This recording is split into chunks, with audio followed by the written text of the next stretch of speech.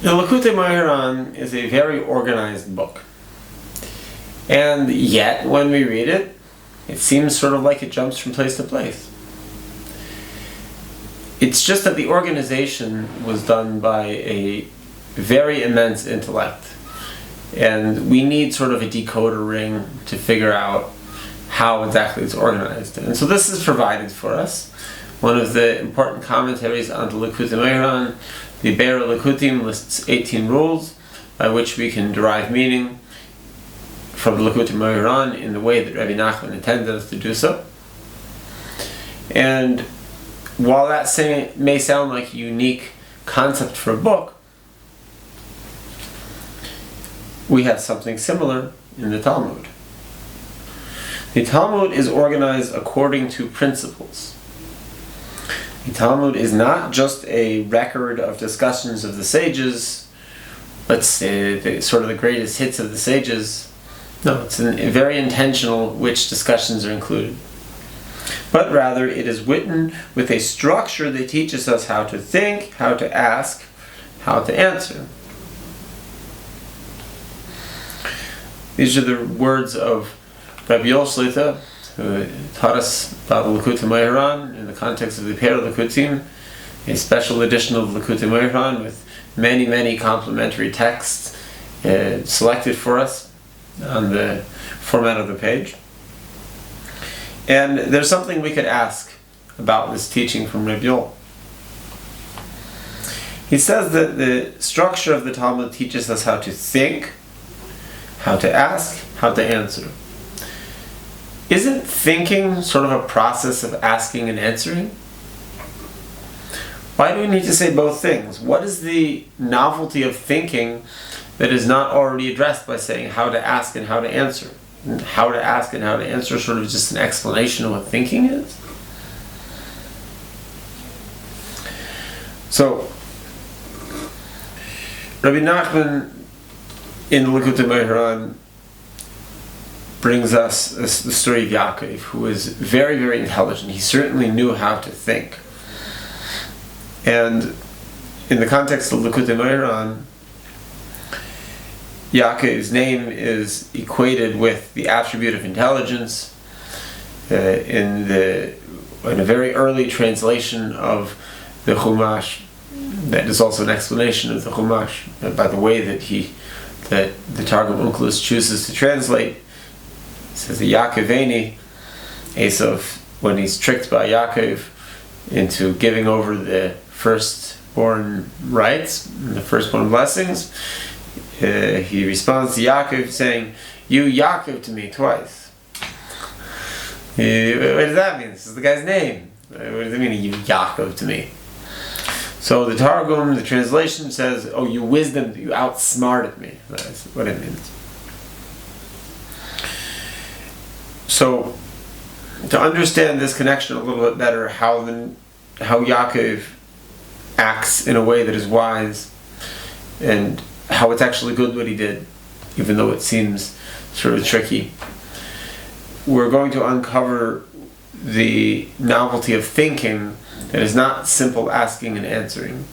Why someone of a great intellect can do this additional thing that is beyond the regular scope of what we may think of as thinking. Tzadikim asher lahem leilech b'derech shehei boi shum tzad shel ramaos. Tzadikim, the righteous, Yaakov Avinu certainly being one of them, are not allowed to go around fooling people. Avopi she'ein boi gezel or genevo or yerabos gemura. Not even in a subtle way. It doesn't mean that they're going around stealing from people.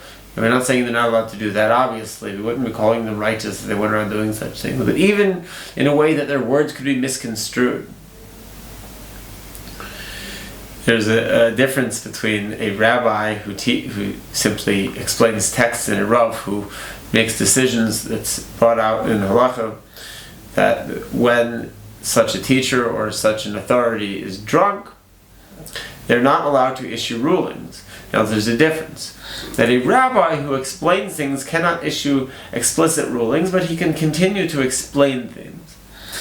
But a Rav, someone upon whom everybody, even other rabbis, turn to for explicit decisions, his words will be taken as law, because that's his position, because of his great intellect and his great understanding of the material that the other rabbis teach. And so a tzaddik is sort of like that. A regular person, if they say something in it's sort of in a precise way, well, they said it in a precise way. We're going to take kind of the general agreed upon meaning. But a tzaddik, if they're misunderstood even a little bit, it could be an issue. Because a tzaddik says things that are going to change people's lives. And so the tzaddik has to be very, very clear, beyond the degree to which other people are clear. So while most of us do not have to be extremely cautious not to be even a little bit misleading, tzaddikim do have this upon them. Nevertheless, but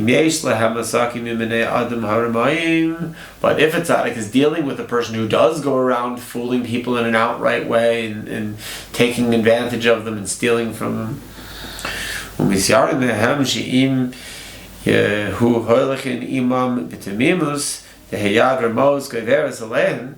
be that if the tzaddik goes in a very simple, clear way, that they could become fooled, or possibly if there are onlookers, the onlookers could become fooled to think that the person with bad intentions is saying something good and wise, and that the person who is actually good is saying something overly simple and not so bright sounding.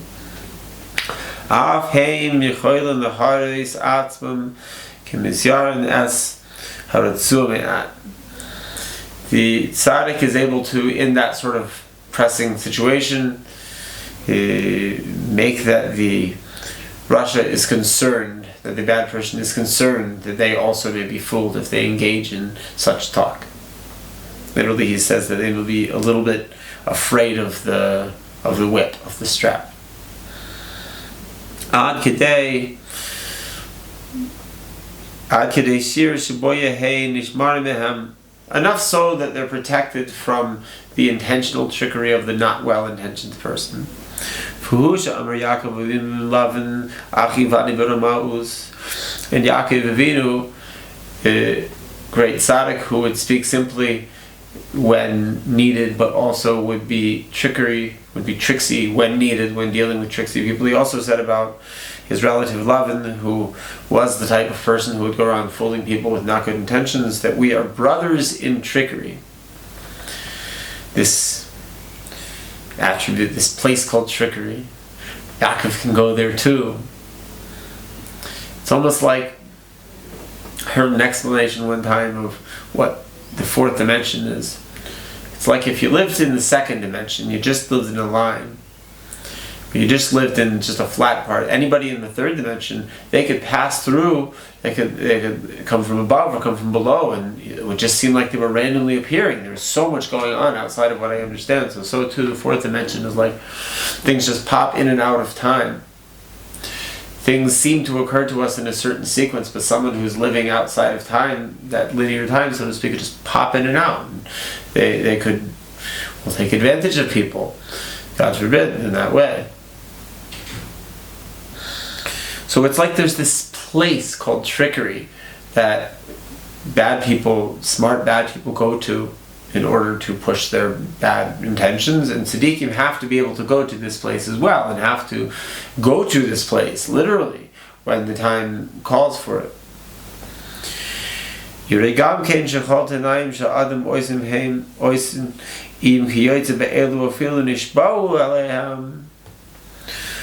So we have to be concerned that even if two people are having a conversation and they're making conditions and somebody swears an oath, an oath, he's not going to turn from that.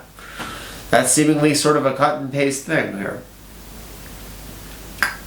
But a Rasha could sort of go outside of, a bad person could go outside of that parameter. They don't play by the rules. They could make an oath in order to trick someone. They were resolute about something, and then they'd specifically do that in order that then they could go outside of the context of that oath.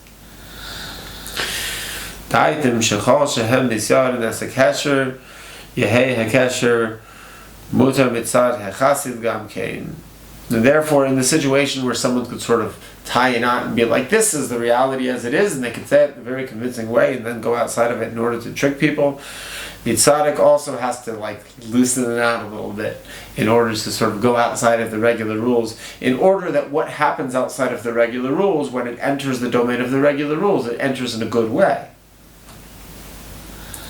And tzaddikim do not have to refrain from this sort of trickery, this sort of going in. It isn't that they're being tricky, it isn't that they're engaging in trickery, it's that they're just going to this place. And the bad person sees, oh, they're there too. So questions and answers are a little bit like oaths. Well, I asked the question, I got an answer. Like, what? And then, okay, I ask a follow-up question, that answer, and I get another answer. So that's how it goes, right? Thinking is a train, it's a chain of questions and answers. But here's the thing, is that there are multiple ways I could ask that question. Any situation, there are multiple. It isn't just the first question that pops into my mind. It isn't just the obvious question. If you think about it, there's many different questions that someone could ask about the situation. And there's not only one answer. An intelligent person could think of a number of answers, and they deliberately select which answer they're going to choose. And so the way that we choose our questions and our answers, this affects the way that we go in sort of in a way that is outside of the chain of the questions and answers. And so perhaps this is something that not only the information in the Talmud and the Likutei Moharan, but also being aware of the structure teaches us, is that here's where to go with your questions and answers. Here's where to choose what question and what answer, what question to ask and what answer to provide, in order that everything turns out for the good.